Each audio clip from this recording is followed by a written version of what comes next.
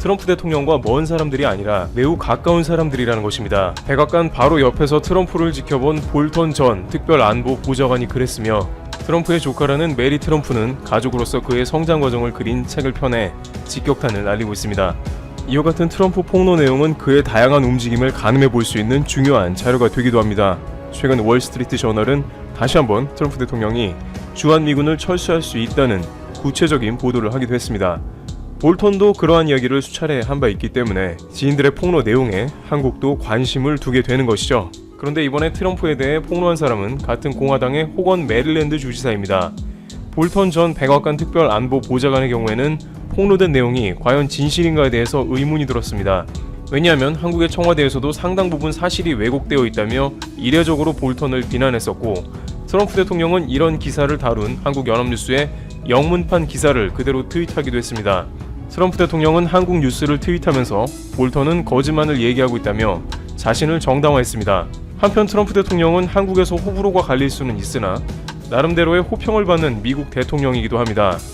왜냐하면 중국에 대한 강경책을 쉴 새 없이 구사해 왔는데, 이는 사드 보복 등 한국을 상대로 오랫동안 힘자랑을 해온 중국을 누를 수 있는 유일한 세력이기도 하기 때문입니다. 게다가 일본에 대해서도 오바마 대통령과는 다른 게 아니냐는 평가를 받았습니다.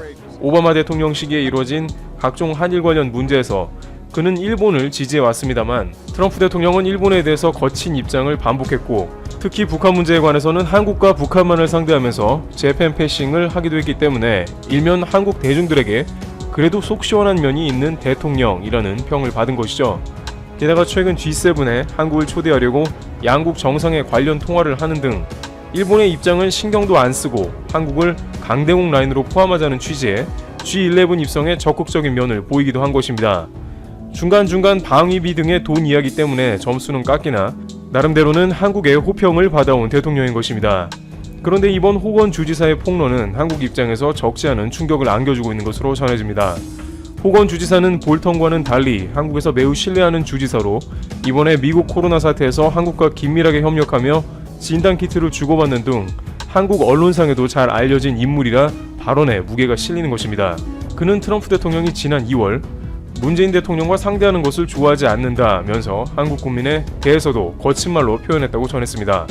레리 호건 미 메릴랜드 주지사의 워싱턴 포스트 기고문에 따르면 지난 2월 7일 워싱턴 DC에서 공화당 주지사협회가 트럼프 대통령과의 만찬을 주최했고, 트럼프 대통령은 1시간 정도 연설했습니다. 호건 주지사는 이 모임에서 전미 주지사협회장으로 트럼프를 가까이서 본 것이죠. 호건 주지사는 트럼프 대통령은 문 대통령을 상대하는 것을 정말 좋아하지 않는다고 했다면서 그는 왜 미국이 그동안 한국을 보호해왔는지 모른다고 했다. 트럼프 대통령은 그들은 우리에게 돈을 내지 않는다고 불평했다고 덧붙였습니다. 만찬이 열린 곳은 미국이 방위비 분담금 협정 체결 지연 속에 주한미군 한국인 근로자의 무급 휴직 카드를 들고 나와 한국을 압박하던 시점입니다. 트럼프 대통령은 만찬 사흘 전인 국정연설에서 한국을 거론하지는 않았지만 방위비의 공평한 분담을 강조하기도 했습니다. 또한 트럼프 대통령은 한국 주변국 지도자들을 호평했습니다. 트럼프 대통령은 만찬 연설에서 시진핑 중국 국가주석을 얼마나 존경하는지, 아베 신조 일본 총리와의 골프를 얼마나 좋아하는지, 김정은 북한 국무위원장과 얼마나 잘 지내는지에 대해서도 얘기했지만 코로나19에 대해 발언한 것은 기억에 없다고 호건 주지사는 꼬집었습니다. 트럼프 대통령은 자신의 현재 재선 위기를 불러온 코로나19에 대한 언급을 매우 꺼려합니다. 현재 트럼프 대통령은 코로나19는 어떻게든 벗어버리고 당장 끝내고 싶어하면서 가을 학기에 학생들을 학교에 등교시키려고 하는 국면이기 때문에 주지사 모임에도 코로나 이야기를 하는 자체가 거북했을 것입니다. 그러나 호건 주지사의 경우 가장 중요한 문제는 미국에 걷잡을 수 없이 퍼져나가는 코로나 문제라고 여겼기에 주지사 모임 때 코로나 사태에 대해 거의 언급을 하지 않는 트럼프 대통령이 이해가 가지 않았던 것으로 보입니다. 그런데 호건 지사가 했던 말 중에 가장 심각한 부분은 바로 이 장면입니다. 만찬에는 호건 주지사의 한국인 아내 유미 호건 여사가 동석했습니다. 호건 주지사는 대통령이 한국에 모욕을 퍼붓는 동안 아내는 거기 앉아 있었고, 나는 아내가 상처받고 속상한 것을 알아차렸다. 아내는 나가버리고 싶었다는 것을 안다. 하지만 아내는 예의 바르고 조용히 앉아 있었다고 전했습니다. 그는 트럼프 대통령의 스타일을 정확하게 파악하게 된 것입니다. 또한 바로 이 부분에서 호건 지사가 왜 한국에 대한 정확한 시각을 갖추고 있는가를 나타내주기도 합니다. 호건 지사의 아내가 한국 사람이기 때문에 그는 여느 미국 정치인과는 매우 다르게 한국에 대해 열린 마음이며 미국과 관련된 한국의 불합리한 문제를 만날 때 이건 잘못된 것이라고 말할 수 있는 사람이란 것입니다. 한국은 오랜 기간 동안 미국과의 관계에서 크고 작은 불합리를 겪어왔던 것으로 전해지고 있습니다. 외교가에서 일본처럼 로비를 해온 것도 아니고 뚜렷하게 강대국의 면모가 있었던 것도 아니기 때문에 이러한 억울한 문제, 특히 미국 대통령의 입에서 나온 얘기라면 대부분은 묵인하고 넘어갔을 것입니다만 호건 지사의 아내가 한국인이라는 것과 그가 한국에 대한 애정을 갖고 있는 것이 이러한 폭로를 이끈 것입니다. 만찬 다음 날인 2월 8일에는 이수혁 주미대사가 관저에서 전미 주지사협회를 위한 만찬을 주최했고 문 대통령은 이 만찬에 영상 메시지를 보냈습니다. 호건 주지사는 문 대통령은 유미가 얼마나 자랑스러운지 얘기하고 나서 나를 한국 사이라 칭했다. 우리에겐 큰 의미였고 몇 달이 지나 그의 따뜻함이 메릴랜드 주민에게 얼마나 큰 의미가 있는지 알게 됐다고 적었습니다. 이것은 4월 18일 한국으로부터 50만 회 검사가 가능한 코로나19 진단도구를 공수한 일을 뜻한 것입니다. 호건 주지사는 기고문에서 진단도구 공수에 있어 문 대통령을 비롯한 한국 측이 얼마나 큰 도움을 주었는지 상세하게 기술했습니다. 그리고 호건 지사는 한국에 날아온 진단키트를 보물이나 된 듯이 보호하고 지키는 모습을 보였습니다. 보통 주방위군은 자연재해와 같은 매우 특별한 상황이 아니고서는 잘 등장하지 않습니다만 호건 주지사는 한국발 진단키트를 이송 후 아무도 모르는 특정 장소에 배치해 그곳을 주방위군이 지키겠습니다. 그런데 호건 지사의 폭로건을 보니 왜 그가 주방위군까지 동원해서 한국의 진단키트를 지켰는지 이해가 되는 것입니다. 그는 공화당원에도 불구하고 같은 당의 트럼프 대통령 코로나19 대책에 대해서 비판을 해온 것입니다. 따라서 트럼프 행정부와 어느 정도 대립각이 있었고 일종의 미운 털이 박힌 상태에서 연방정부에서는 메릴랜드주에 호의적으로 나오지 않을 수도 있었습니다. 그렇기 때문에 호건 주지사는 혹시 진단키트가 연방정부의 재난방지청 등에 그대로 빼앗길 수도 있다는 생각에 철저하게 해당 물품을 지킨 것으로 판단됩니다. 또한 그는 이 진단키트가 어떤 과정을 통해서 미국까지 배달된 것인지 전 과정을 정확하게 알고 있었습니다. 바로 자신의 아내인 유미 호건 여사가 한국에 한 달 전부터 연락을 하면서 진단키트를 구하기 위해서 노력을 했고 이수혁 주미대사와 함께 일을 하며 진단키트 관련 협상이 거의 매일 밤 이루어진 전 과정을 지켜본 것입니다. 이렇게 진단키트는 우여곡절 끝에 50만 개가 확보되었고 FDA의 승인을 거치면서 미국에 들어오게 되었습니다. 그러다 보니 한국에서 미국 사람들의 생명을 구하기 위해 얼마나 정성껏 도왔는지 아는 것이고 그런 중대한 시국에 방위비 가지고 수가 틀어진 트럼프 대통령의 한국에 관한 발언이 얼마나 황당했었는지 그대로 느껴지는 것입니다. 호건 주지사는 한국과 같은 광범위한 코로나19 검사가 가장 중요한 요소라는 것을 알고 있었으며 그는 이 진단키트가 메릴랜드 주민의 생명을 구할 것이라고 수차례 인터뷰를 통해서 강조해왔습니다. 그는 진단도구 구매에 900만 달러, 한화 108억 원 가량을 들었지만 주 차원의 코로나19 대응에는 28억 달러, 3조 3,700억 원이 들 거라는 전망이 나온 점을 감안하면 그리 큰 액수가 아니라는 설명도 덧붙였습니다. 한국의 진심 어린 대응과 고마움을 이렇게까지 표현하는 미국의 거물급 정치인이 그렇게 많지 않았기 때문에 이러한 모습은 괜히 한국 사이로 불리우는 게 아니라는 의견도 네티즌들에게 제시되고 있습니다. 그러나 한편으로는 주지사 아내가 한국인 정도나 되어야 한국의 진심을 알아줄 정도로 국제 무대의 외교는 냉혹하다는 의견도 나오고 있습니다. 이번 호건 지사의 폭로 가운데 다시 떠오르는 것은 볼턴의 회고록입니다. 볼턴 전 안보 보좌관은 한국에 대해서 호의적인 부분을 거의 기술하지 않고 일본에 대해서만 자신과 입장이 비슷하다는 의견으로 회고록을 채웠습니다. 볼턴은 트럼프 대통령이 아베 총리와 친분이 두텁다고 했으며 이것은 호건 주지사가 했던 말과 일치하지만 어딘가 앞뒤가 맞지 않는다는 것입니다. 일본에 대해서 거침없이 정책을 펼쳐나가면서도 아베 총리와는 개인적인 친분을 강조합니다. 한국에 대해서는 G7 초대장을 내밀면서도 주한미군이 철수해야 한다고 으름장을 놓습니다. 어떻게 보면 다소 이중적인 스타일이라고 할 수 있는데 결국 한국은 이러한 트럼프 스타일에 대해서 상황에 따라 대응하는 방법으로 가야 한다는 것입니다. 사실 일본에서도 트럼프 대통령의 예측 불가능 스타일에 대해서 오히려 한국보다 훨씬 곤란함을 겪은 것으로 파악됩니다. 작년 아베 총리는 트럼프 대통령과 무려 3개월 연속 만납니다. 일본 오사카 G20를 포함해 4, 5, 6월 연속 3개월을 트럼프 대통령과 만났고 극진히 대접하기도 했습니다. 아베 총리는 내심 트럼프 대통령과 북한 문제에 대해서도 긴밀하게 의견을 주고받으며 관여하길 원했을 것입니다. 그러나 트럼프 대통령은 아베 총리에게 단 한마디도 하지 않고 한국과의 경제전쟁 이후 일본 정부와 관광업계는 관광 정책과 전략이 다 꼬여버렸습니다.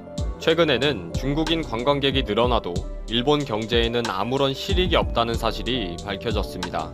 중국인 관광객은 늘었는데 그 돈을 다시 중국인들이 다 가져가 버리고 있다는 걸 확인했는데요. 그 최근 조사를 한번 확인해 보시죠. 2018년 일본을 방문한 외국인 관광객은 3,119만 명입니다. 중국인은 27%를 차지하는 838만 명이고요. 그런데 여행 소비액 증가를 조사해보니 전년 대비 여행객 수는 8.7% 늘어났는데 소비는 2.3%밖에 늘지 않은 것입니다. 그래서 왜 이런 결과가 나왔는지 일본 정부는 조사에 나섰습니다. 놀랍게도 그 원인은 중국인 관광객에 있다는 것입니다. 2000년에 들어서서 중국이 단체 관광객의 해외여행을 전면적으로 허용하면서 전 세계가 중국인 단체 관광객들로 들썩였습니다. 일본도 예외가 아니었죠.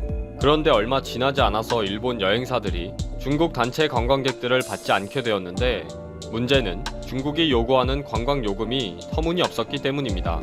도쿄와 오사카를 4박 5일로 투어하면 20만엔, 약 210만원을 받아야 한다는 일본 여행사의 입장인데 중국에서는 3분의 1 가격인 75,000엔, 약 80만원으로 맞춰달라는 거죠.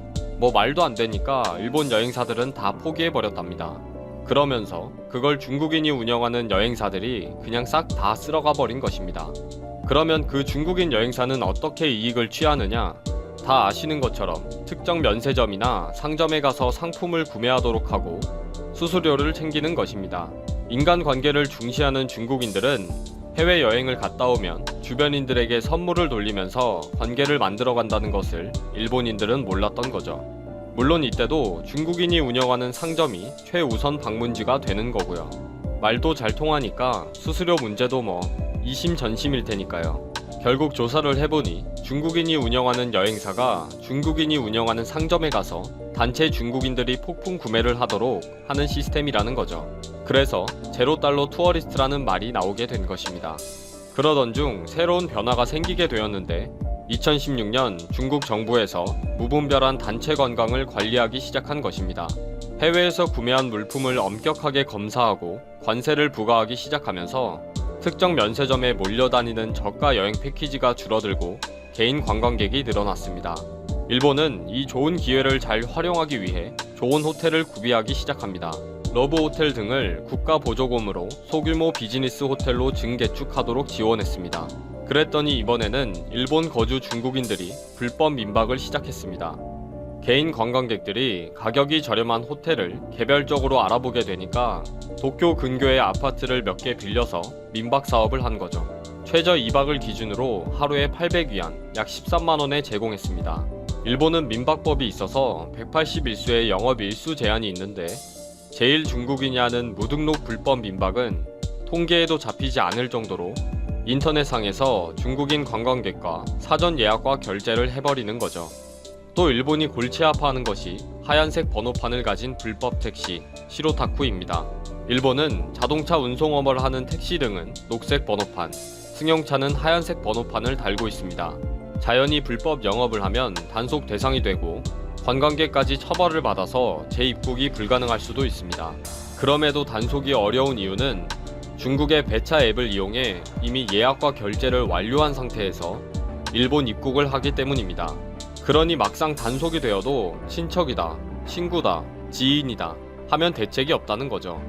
오사카에만 해도 중국 불법 영업 차량이 100여 대가 넘는 것으로 파악하고 있다네요. 이러한 문제가 한국이나 대만에도 있기도 하지만 유독 일본에서 심각한 이유는 일본이 교통이나 숙식비와 물가가 많이 비싸다는 이유도 있습니다. 그러나 더 큰 문제는 일본이 신용카드 사용이 불편하다는 점입니다. 소규모 상점이나 택시를 이용할 경우에는 현금을 사용해야 하다 보니 더 편리한 사전 결제와 페이 등을 사용해서 몸만 오는 거죠. 중국에서 이미 알리페이로 중국인이 운영하는 민박과 택시를 모두 앱에서 예약과 결제를 하고 몸만 오면 되는 상황인데 일본에서는 잔돈을 잔뜩 준비해놓고 세워라 내워라 거슬러 줄 생각을 하고 있으니 서로 맞지가 않는 것입니다. 그리고 일본이 2011년 방일 관광객이 622만 명에서 몇 년 만에 3,100만 명으로 폭발적으로 늘어나게 된 가장 큰 이유는 한국인들이 저가 항공기로 삿포로, 후쿠오카, 대마도 등 지방 도시로 갑자기 몰리게 되었기 때문입니다. 작은 도시마다 한국인들이 관광 인프라를 다 만들어 놓고 경제를 활성화시킨 건데 그 고마움을 모르고 중국인들이 몰려오면 된다 라고 큰 소리를 치다가 왕서방에게 계속 당하고 있는 꼴입니다. 일본 머리 꼭대기에 있는 중국인들도 대단하고 한국의 고마움을 모르는 일본의 어리석음도 대단하지 않습니까?